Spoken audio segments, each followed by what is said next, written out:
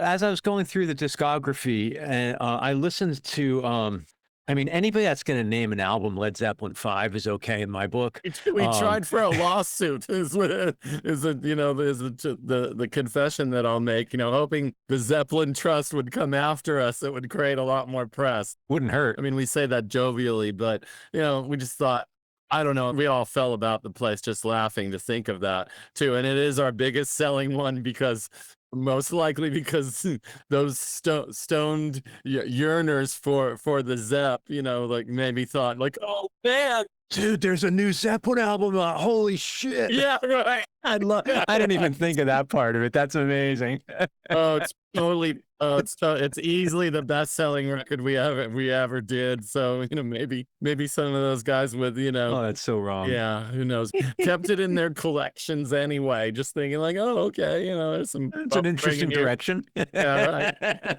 Um, where I was going with that was I believe that's where the cover of "It's All Too Much" is. Yeah, it's a hidden track. As I was listening to it, it conjured up for me a little bit of Guided by Voices. And what I was thinking and what I wanted to tell you was the difference was that you're capable of like firing up that and harnessing that looseness and that exciting, almost verge of breaking down that a lot of his tracks have. Yeah, Yet yeah. there's a polish. Like you seem to have a commitment to the recording, to the fidelity. And I'm curious about that.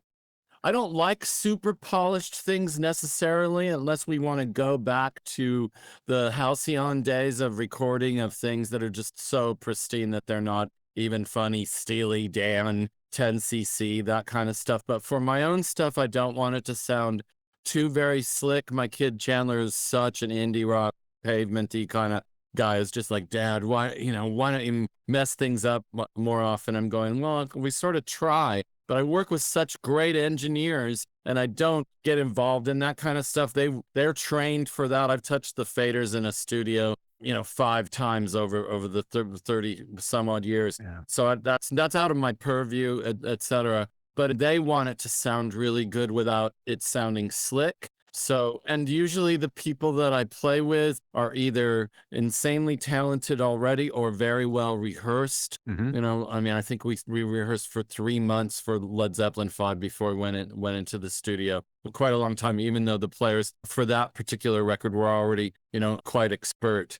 But yeah, a polished kind of thing isn't something that we aim for. It might just be an outcropping from, happen naturally in a way and a mixing sort of thing as well.